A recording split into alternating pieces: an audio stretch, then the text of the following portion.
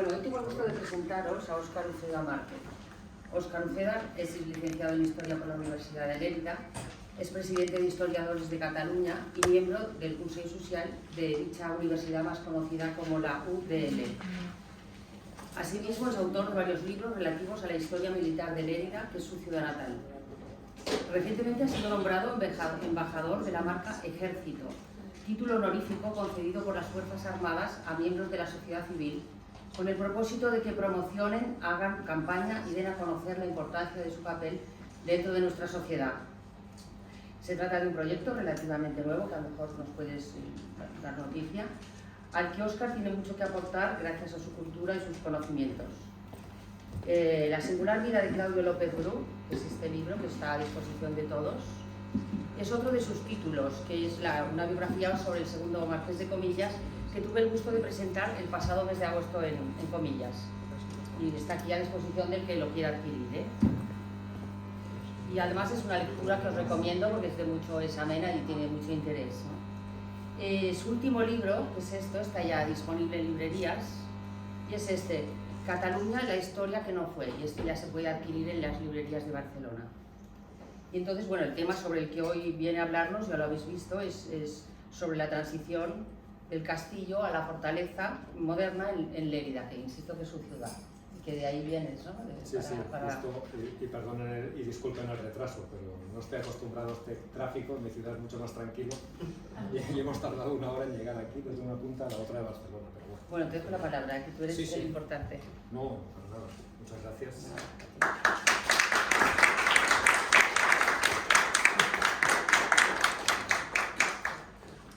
Muchas gracias, Carmen, y muchas gracias a la Asociación Amigos Española de Amigos de los Castillos por tener la oportunidad de estar aquí en Barcelona hablando un poquito de mi ciudad, de la ciudad de Lérida, y de una de mis pasiones, que es la historia militar por un lado, y también la poliorcética y la arquitectura militar de época moderna, que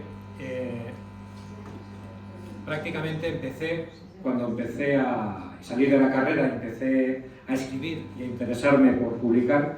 El primer libro trató sobre los asedios de la ciudad de Lérida durante la guerra del Segadors, la guerra de sublevación de Cataluña en 1640-1649. Es un libro que tiene una gran importancia para mí porque supuso el inicio y también la conclusión de una afición que me venía de antaño sobre la historia militar en general y la historia militar en mi ciudad en particular. La ponencia de hoy va a tratar de un momento, de un día en concreto que marcó la historia de la ciudad, que significó el tránsito, el cambio brusco de una ciudad medieval a una ciudad moderna y provocado por la guerra, en este caso, como decía, la guerra del Segadors, y que supuso un cambio en la morfología de la ciudad y un cambio en el que hoy en día incluso sí. ¿Está bien así? Bien. Vale. ¿Sí? Bien. De acuerdo. Antes de empezar a hablar de este momento, de este día muy concreto en el que cambia la ciudad de Lérida para siempre, creo que es importante explicar un poco el por qué la ciudad de Lérida es una ciudad fortificada desde hace más de 2 milenios. No es casual que se haya vivido, o que si ustedes han visitado la ciudad de Lérida vean que es una ciudad llena de castillos y de fortalezas. Es una ciudad que ya entonces era ya desde antaño, como decía, era una ciudad fortificada. Para explicar un poquito el por qué Lérida precisamente es una de las ciudades más fortificadas a lo largo de la historia en Cataluña y en España, básicamente nos tenemos que fijar en 4 grandes causas del porqué de esta importancia de la ciudad. La primera es porque es un cruce de caminos desde también hace más de 2 milenios. Es un cruce de caminos que en un valle muy fértil, por un lado es la entrada de Aragón, por otro es la entrada de Cataluña, y es una zona muy céntrica que además está al lado de un río. Es importante controlar el punto, este lugar en concreto, porque es un cruce de caminos. Y es importante, como decía, porque allí desde antaño había un cruce de barcas, desde antes de la llegada de los romanos, y ya a partir de Roma ya construyeron el primer puente en el siglo I después de Cristo. esta necesidad de pasar un río que entonces era muy caudaloso, no lo es tanto, desde hace aproximadamente un siglo, esta necesidad de cruzar, de poder atravesar un río tan importante que te daba el paso a todo lo que es la actual Cataluña, también le daba importancia estratégica a este punto concreto de la geografía.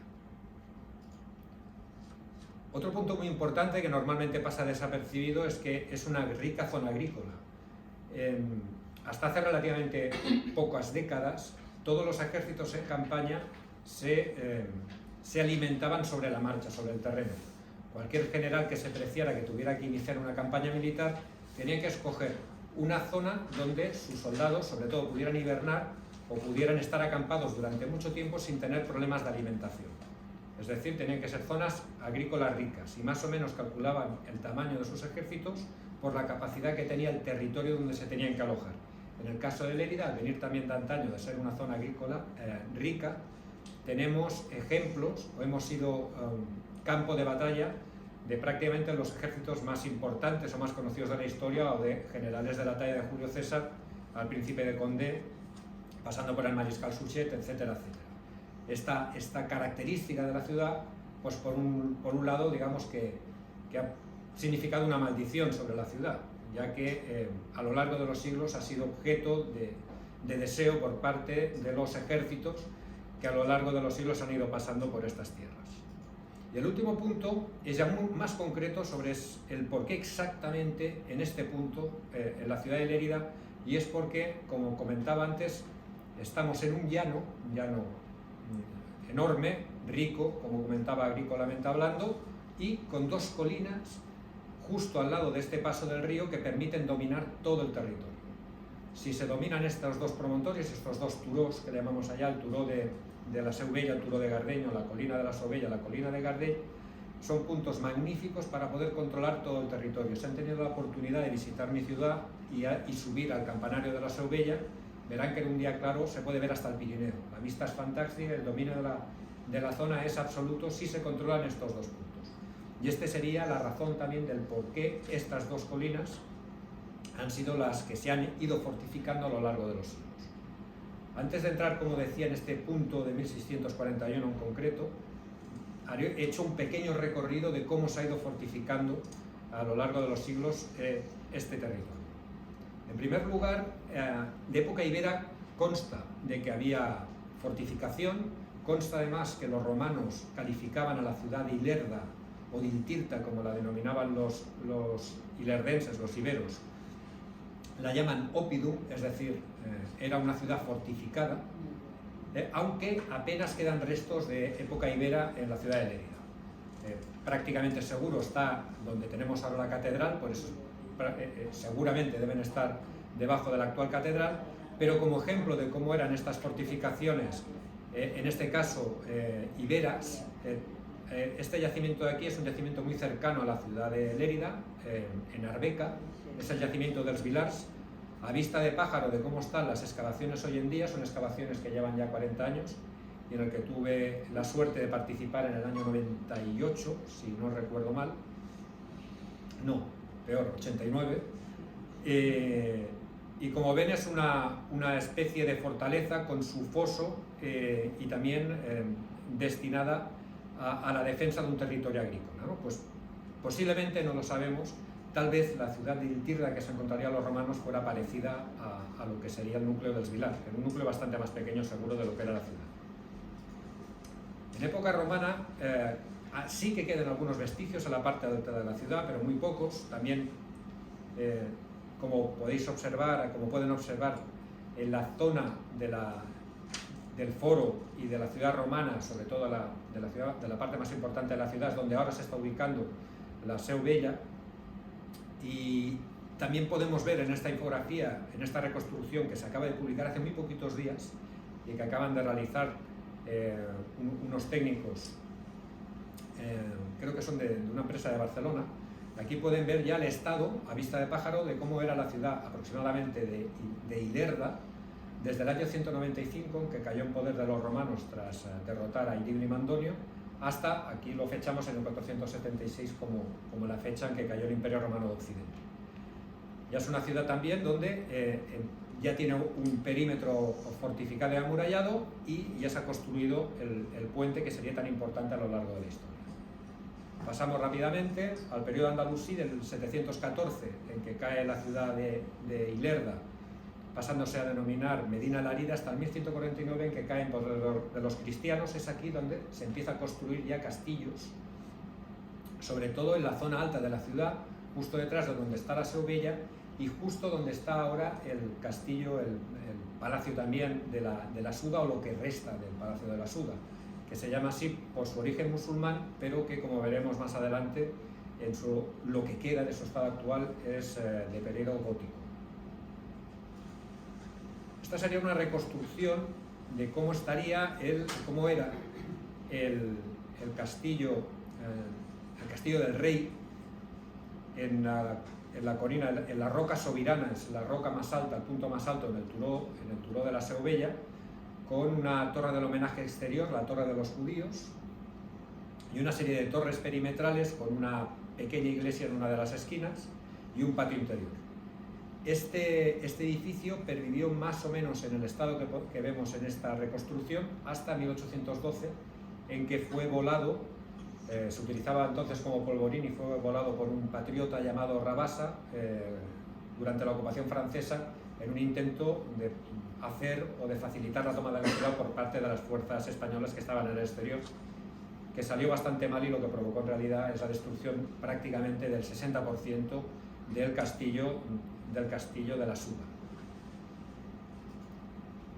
La otra de las colinas de la ciudad, que también empezó a fortificarse a partir de la caída de Lérida en manos de los cristianos, fue el turó de Gardeny, en el que también quedan hoy en día algunos restos, como la iglesia que podemos ver aquí de Santa María de Gardeny y la torre del homenaje que está detrás. Queda algún resto de una torre, como por ejemplo esta primera que está a mi izquierda, y que fue remodelada a partir del siglo XVII para prepararla o adecuarla para una defensa a la moderna, para formar parte de una defensa avoltada como se comenzaría a construir a partir de 1641. Esta también sería una reconstrucción ideal de cómo sería este castillo de Gardeny en torno al siglo XIII-XIV. El motivo de esta ponencia es este tránsito de la fortaleza, del castillo medieval a la fortaleza moderna. Y podemos ponerlo como forma simbólica, ¿no? Esta imagen de la caída de Constantinopla, la capital del Imperio Romano de Oriente, sobre todo por el uso de cañones. La aparición de los cañones y de la pólvora, esto dio inicio a finales del siglo XV, sobre todo siglo XVI, de lo que denominamos la revolución militar.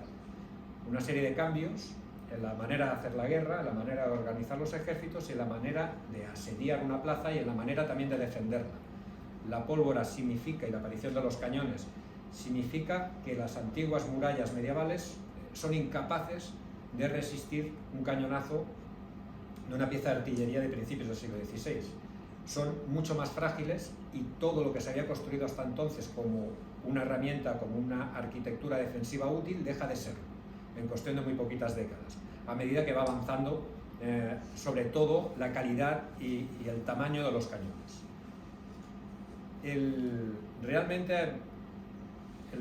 Los que promueven y empiezan a investigar y empiezan a desarrollar nuevos tipos de murallas, nuevos tipos de formas, nuevos tipos de fortalezas para evitar o para defenderse mejor de los cañones por un lado y también para usar los cañones en su defensa por el otro, serían los italianos.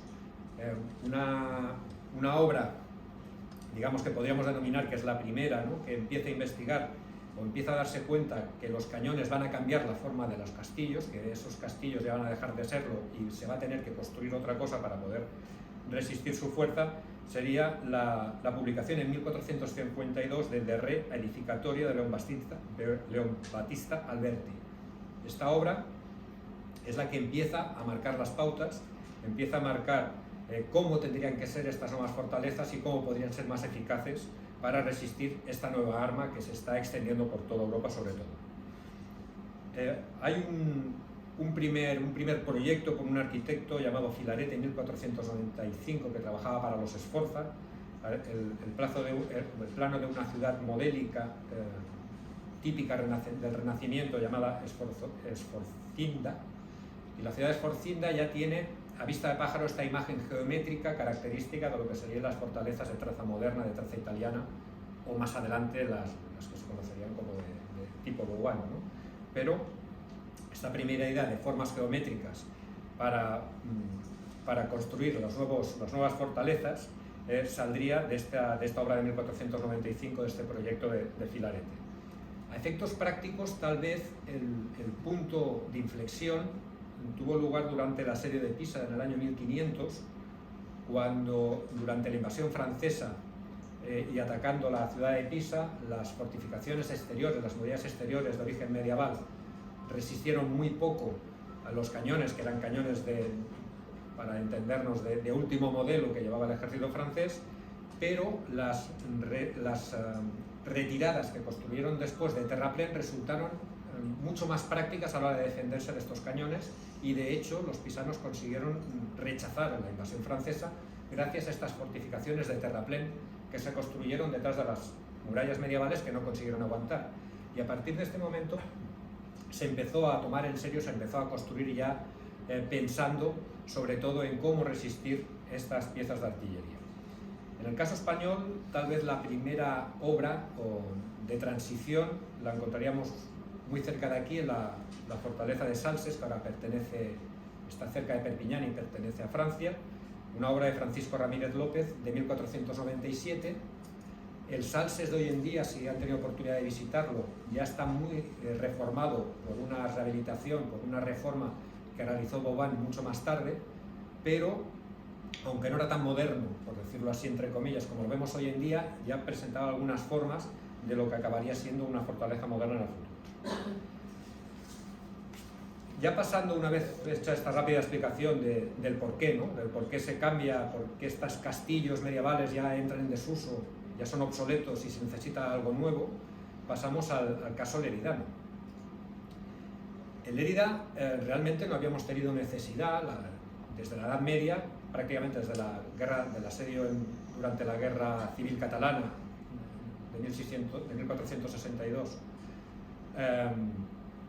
prácticamente no había hecho falta defenderse de ningún enemigo, porque era una ciudad que había vivido en paz durante todo el siglo XVI y buena parte del siglo XVII, apenas había tenido problemas de seguridad, y por tanto cuando empezó la guerra del Segadors en el Corpus de Sangre en 1640, de repente se vio una ciudad con unas murallas y unas defensas obsoletas y que estaban justo en el lugar, en la frontera y el lugar más estratégico de lo que sería la nueva provincia francesa de Cataluña.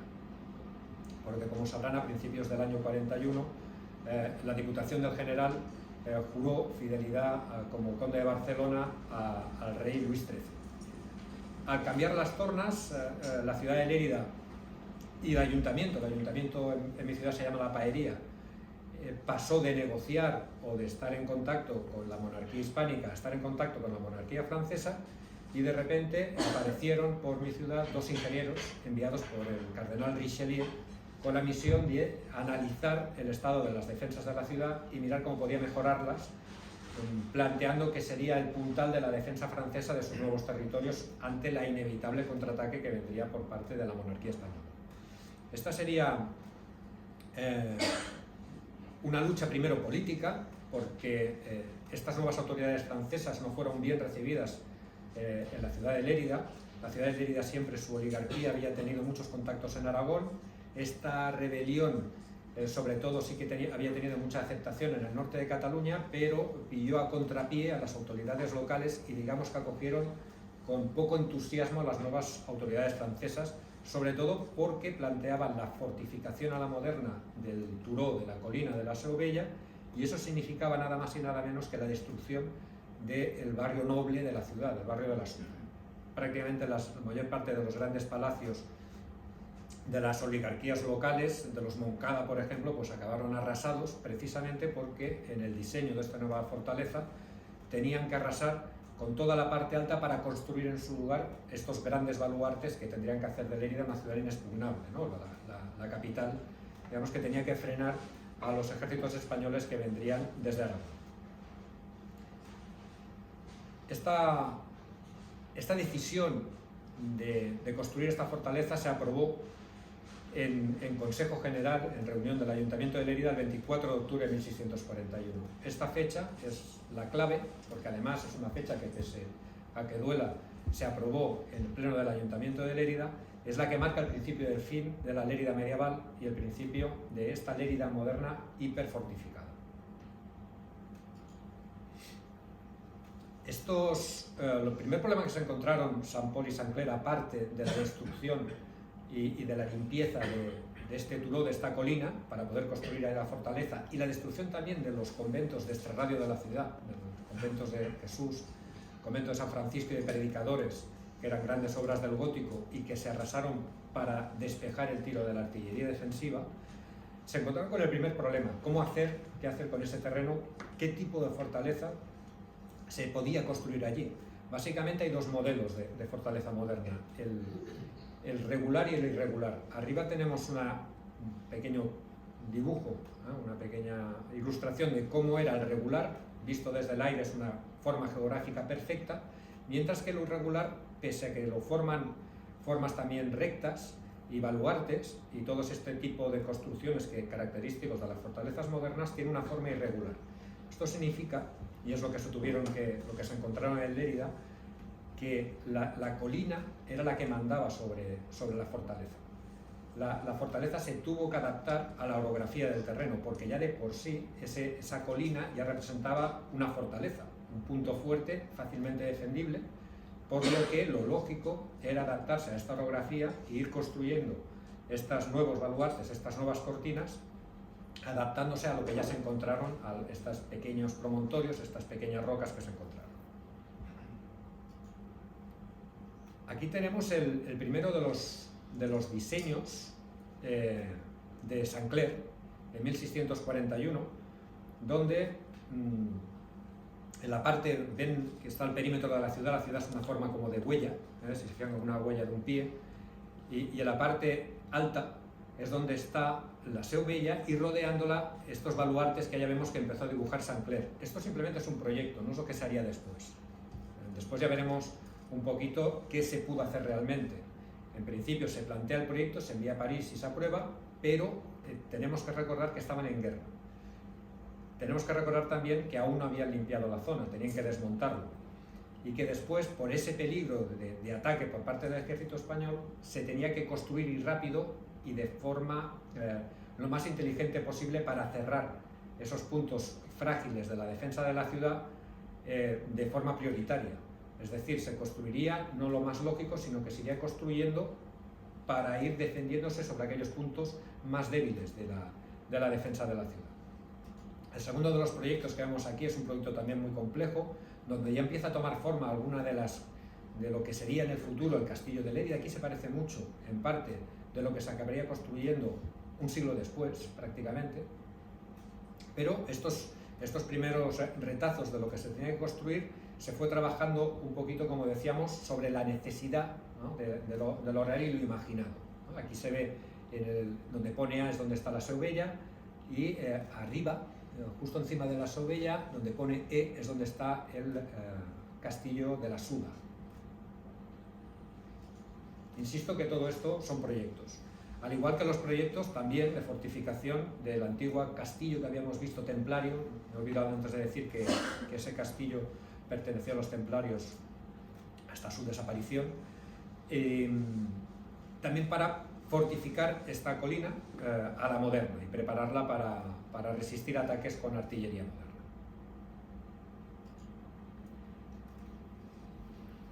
Los franceses acaban sucumbiendo en el año 44, la ciudad es recuperada por el don Felipe de Silva, encabezando un ejército español, con el rey muy cerquita. El rey estaba en Fraga. Allí le pintó Velázquez un famoso cuadro que está en la National Gallery, vestido a los soldados.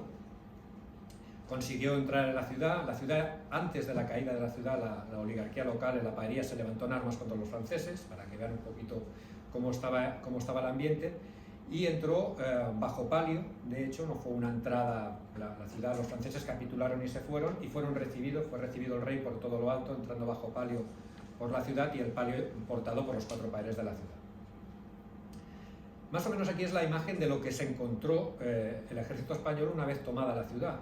De ese plano imaginado, complejo, que habíamos visto antes, solo se había construido el perímetro exterior que daba al campo de Marte, que era la zona que no daba a ciudad, y se habían construido unos baluartes muy sencillos, que serían el baluarte de Cantelmo. Son estas, aquí lo vemos porque la imagen es de 1647, del tercero de los asedios que sufriría la ciudad. Vemos en la colina cómo van subiendo unas trincheras de ataque. Representa el asedio del Príncipe de Condé, y la única parte moderna que está construida es esta línea inferior, que son los baluartes de Cantelmo, los baluartes francés, la cortina nueva y el baluarte puntiagudo. Hoy se conserva, pero hoy se llama, o se lo denomina falsabraga. Ha perdido su denominación como baluarte, porque de hecho son construcciones tan sencillas que cuando se reconstruyó o se modernizó el castillo en 1737 ya perdieron sus nombres originales, pero en aquel momento significaron las defensas que aguantaron el asedio de Condé en el 47. Simplemente esta cortina. Esta cortina se construiría, y se puede ver aquí uno de los conventos, creo que es Predicadores, en ruinas. La necesidad de materia prima hizo que la cantera de la ciudad fueran todos los escombros del barrio noble de la ciudad que se había desmontado y todos los escombros de los conventos de exteriores de la ciudad. Incluso podemos encontrar lápidas de origen romano, de origen andalusí en la muralla, incluso lápidas israelitas de la antigua, cerca de la Suda, estaba la antigua judías, estaba el antiguo Call Jueu, ¿no?, que se encontró hace poco, se han encontrado restos hace poco, pues también se reaprovechó toda la piedra. Es una imagen también de la celeridad en que se tuvo que construir, la necesidad de materiales, y también construido de forma tosca. No es una obra de mampostería perfecta, sino que se nota, leyendo un poquito los muros, cómo construyeron a toda prisa porque estaban en plena guerra. Vuelve a ser la ciudad, se asedió en 1646, una vez la tomaron los españoles, y fracasaron los franceses después de un asedio de 6 meses y medio. La ciudad fue liberada por el marqués de Leganés el 22 de noviembre del 46, y al año siguiente el cardenal Mazarino, en este caso, enviaría al príncipe de Condé, que había vencido a los tercios españoles en Rocroi unos años antes, para intentar tomar de forma definitiva la plaza de Lérida. Era la imagen que habíamos visto anteriormente.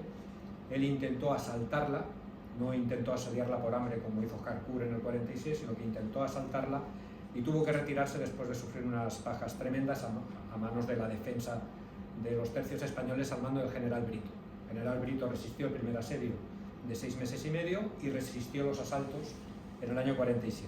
A partir de aquí entraríamos otra vez en un periodo de paz en la ciudad, aunque la ciudad quedó muy afectada por la guerra, hasta llegar al año 1707, en que volvería a ser objeto de un asedio, esta vez un asedio por parte del ejército borbónico, y siendo la ciudad defendida por los austracistas.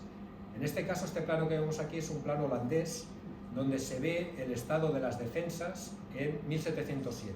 Había un regimiento holandés defendiendo la ciudad, 2 regimientos británicos, 1 portugués y muy poquita tropa local, la verdad. Y este sería el plano que levantarían. Buena parte de estas baluartes, de estas formaciones que se ven aquí, aún eran de terraplén, ¿no? Pero en la parte baja de la catedral se ve que aún se conserva, aún está el Palacio del Obispo, que estaba en lo que hoy es el baluarte de la Reina, y que entonces aún no existía, y había una construcción posiblemente de origen romano que le llamaban el Balcón de Pilatos, ¿no? Y ahí encima estaba asentada el Palacio del Obispo, en 1707. Al caer la ciudad, este palacio se destruiría, y se empezarían 30 años más tarde el proceso, digamos, de construcción ya de una forma ya más tranquila, más técnica y más calmada a lo que sería la fortaleza de Lérida moderna que hoy podemos ver, que hoy se conserva. En Gardeny nos encontramos también del mismo plano holandés el estado de las defensas de Gardeny en 1707.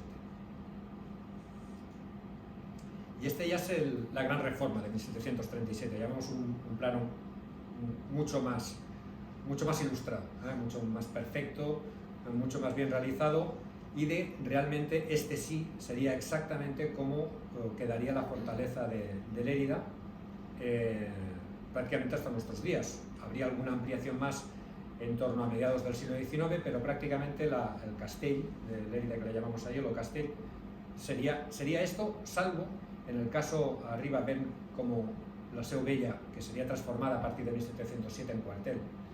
La Seu Vella está intacta, arriba vemos también la planta del Castillo de la Suda, pero insistimos en que sería destruido unos años después, en 1812, quedando prácticamente solamente 2 torres en pie y 3 cortinas del antiguo castillo real.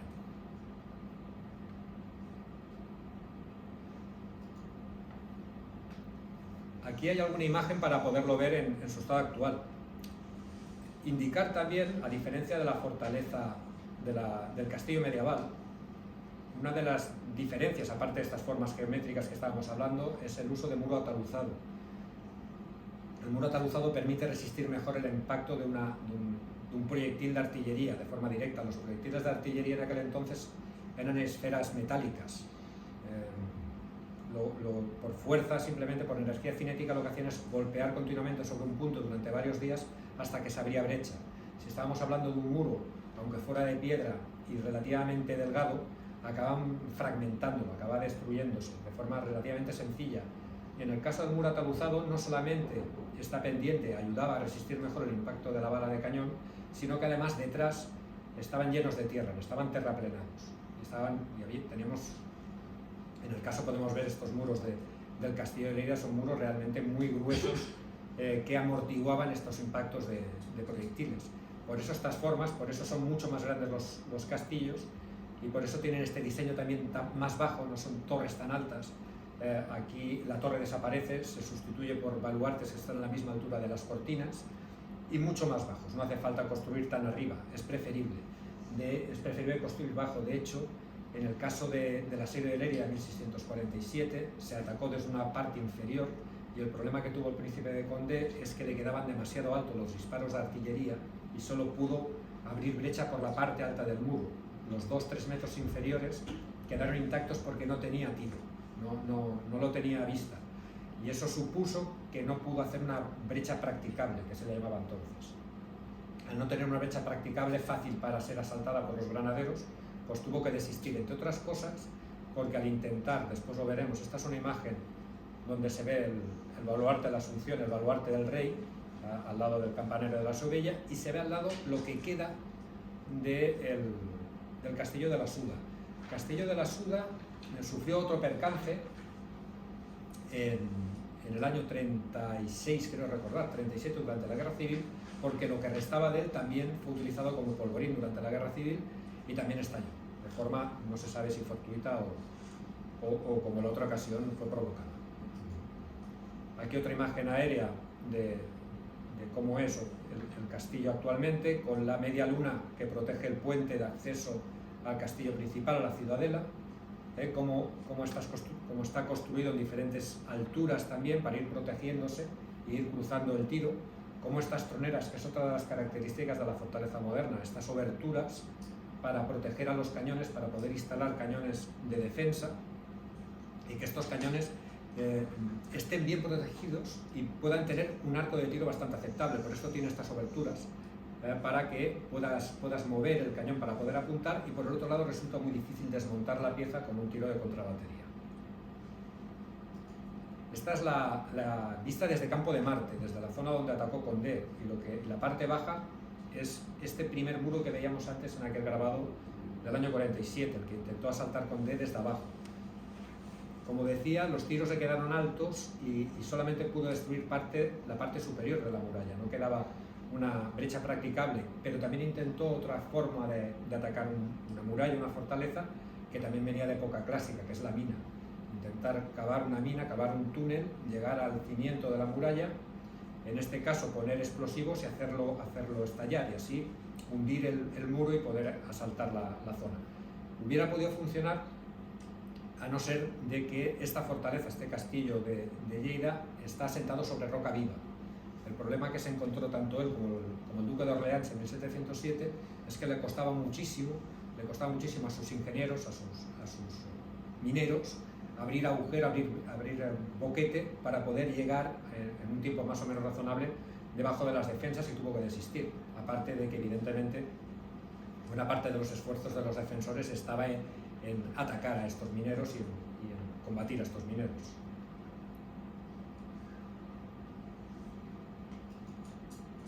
Pasamos a la otra fortaleza. Aquí también podemos ver en la parte central las troneras, que ya se construyen en adaptaciones. Aquí lo que se hizo es adaptar el muro, el antiguo muro medieval. Vemos cómo aún se conserva una de las torres y se ha puesto una garita en uno de los extremos. Esto no se trata de un muro ataluzado, aunque sí que se terraplenó para poder dar una resistencia, y en la parte de arriba sí que se construyeron unos nuevos baluartes de forma puntiaguda, rodeando a lo que era el antiguo recinto de los templarios, tanto la iglesia como la torre del homenaje. Es uno de los castillos, tal vez el más pequeño, digamos, es seguro, es el más pequeño de la ciudad, pero hacían un buen tándem, tanto uno como otro, a la hora de defenderla. Era muy difícil el hecho de existir en una colina muy cercana también al otro castillo de la ciudad, hacía que, por ejemplo, la defensa en la zona de la calle San Antonio, o incluso de la puerta de Boteros, de los Boteros en la ciudad de Lérida, quedara más o menos protegida por la existencia de este castillo, por lo que los asaltantes tenían que buscar otros puntos débiles en las defensas exteriores de la ciudad para poder atacarla, como normalmente y tradicionalmente era el barrio de Madalena, que siempre el que está, si conocen la ciudad, es el que está justo delante de la estación de trenes, de ferrocarril. Pues la entrada clásica, quien ha entrado en la ciudad siempre ha entrado por Madalena. Hay una anécdota de cómo se comunicaban de un castillo a otro durante el asedio de 1707. Posiblemente estén a una distancia de 1,5 kilómetros, un par de kilómetros, y estaban asediados en este caso por las tropas borbónicas del duque de Orleans, y para comunicarse tenían morteros, tanto en un castillo como en otro, y lo que hacían es sacar la pólvora de la bola. El mortero disparaba de forma parabólica, así como un cañón es un tiro tenso, donde la bola va recta, traza una línea recta prácticamente sobre el aire e impacta con fuerza. El mortero, en una esfera, disparaba en unas esferas rellenas de pólvora con una mecha más o menos calculada para que al disparar en forma parabólica, disparaba por arriba, caía normalmente sobre piezas de artillería enemigas, construcciones, polvorines, etc. Caía y estallaba. Estaba más o menos la mecha calculada que estallara al poco de caer. En este caso le quitaban la mecha, quitaron la pólvora, rellenaron de tierra y ponían documentos, ponían notas informando si se comunicaban en una especie de email un poco rústico, y se iban lanzando las noticias así, a través de la bomba esta. Bueno, y básicamente, pues este sería el por qué la ciudad cambió, como ha cambiado, por qué la Leiria que vemos hoy, pues prácticamente no tiene barrio casco antiguo, ¿no? Lo tiene, pero el casco antiguo más noble pues lo perdió porque sus piezas están ahora en los muros de la ciudad. O sea, esto es como un Lego que se desmontó y se transformó en lo que hoy en día es la fortaleza de la ciudad de Lérida y la fortaleza de Gardén. No fue el último, el asedio de 1707, hubo otro asedio en 1812 terrible. Cabe decir también que pese a los asedios de 1707 y 1812 acabaron con la rendición de la ciudad y la capitulación de los castillos, acabaron con la capitulación, pero jamás fueron tomados al asalto. Estaban en una posición tan magnífica y tan bien hechos que el castillo de Lleida, del Turón, no ha sido tomado al asalto nunca. O sea, sí que capituló por diferentes circunstancias en 1707, porque se quedaron sin agua y porque los ingleses desertaron y digamos que negociaron la paz con los franceses a su aire, a espaldas del mando, que en este caso era austríaco, que defendía la ciudad. Y en 1812 el mando español, el García Conde, entregó la ciudad para evitar una matanza que se estaba produciendo de civiles, que según el propio mariscal Suchet mató aproximadamente unos 3.000 civiles a base de bombardearlos mientras estaban refugiados en el Glacis durante la noche del asalto. La población de la ciudad huyó al castillo, no pudo entrar porque la ciudad había crecido mucho y no cabían, literalmente, y se acumuló muchísima gente en el Glacis de la ciudad, y lo que hizo esos morteros que hablábamos antes, ordenar disparar durante toda la noche sobre las masas de gente. Una escena dantesca cuando el mando español, el García Conde, consiguió llegar al castillo, que estaba defendiendo la plaza abajo, lo primero que hizo es levantar la bandera, ¿no? Y rendir la plaza para evitar la matanza. Y esto es una de las grandes historias desconocidas de mi ciudad, ¿no? Pero que me gusta siempre intentar explicarlo, porque además la cifra de los 3.000 muertos la dio el propio mariscal Suchet en un informe interior que mandó a su mando. Pues básicamente aquí está la explicación del por qué este tránsito del castillo a la fortaleza. Espero que les haya gustado y a su disposición si tienen alguna pregunta.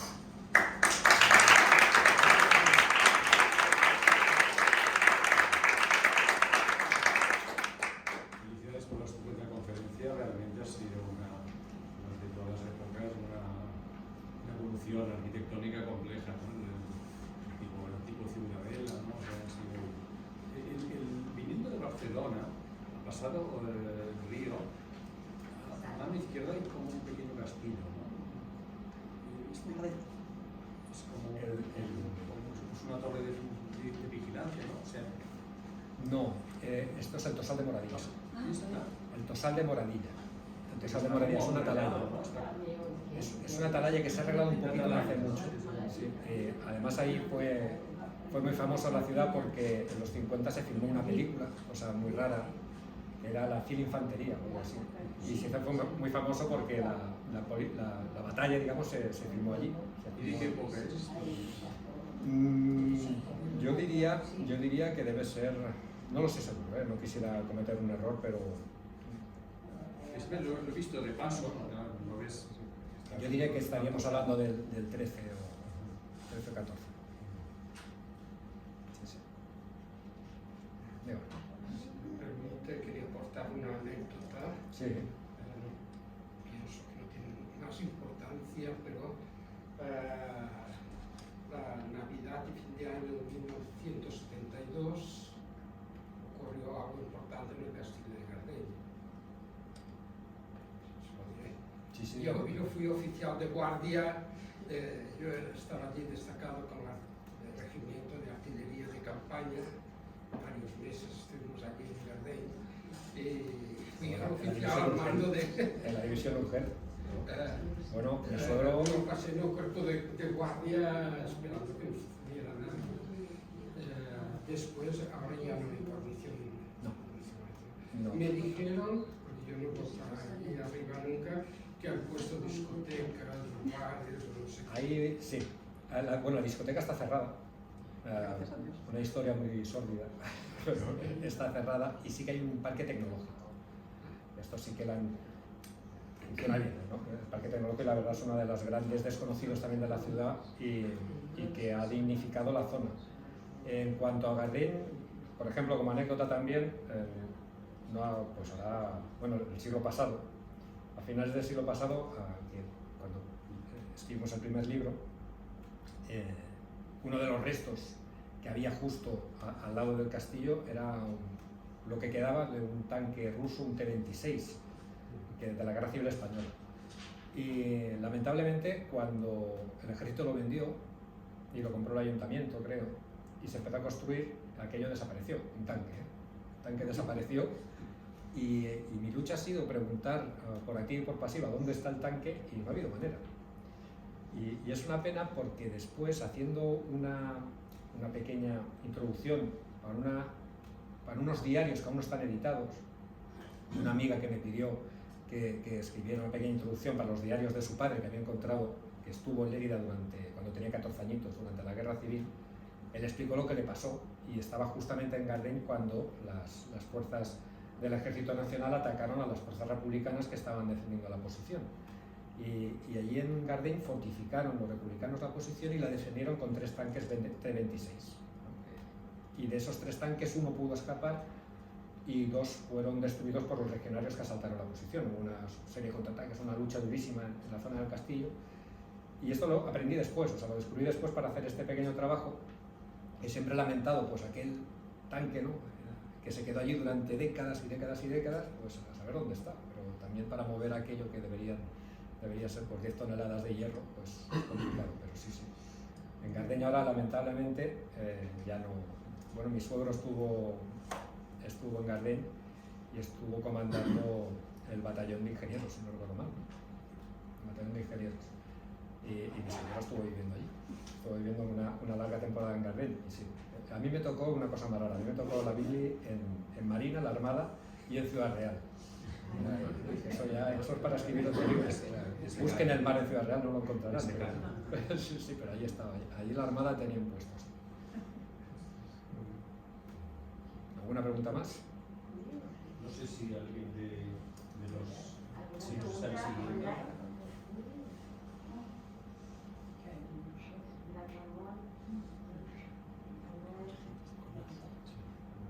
Yo cuando estaba allí como oficial de artillería de montaña, teníamos, los oficiales íbamos a caballo y los demás con mulas y con cañones que se montaban y desmontaban. Esto lo vi, de estudiante, nos llevaban, ahora ya no se hace, evidentemente porque no hay guarnición, ¿no? Pero lo dejaron de hacer, yo creo que ya a principios de los 2000. Nos llevaban con el colegio a ver una exhibición y recuerdo lo de las mulas, cómo cogían y desmontaban y tenían que hacerlo súper rápido, o sea, desmontaban los cañones, montaban los cañones, disparaban después y a veces pasaban por debajo de mi casa pues, la línea de soldados con las mulas y los cañones desmontados a la espalda de los cañones. Me continuo pensando que para lo que es artillería de montaña es una buena forma de llevar un cañón más que con los métodos modernos, no está nada mal. Sí que es un poco más pedestre, pero eficaz lo es.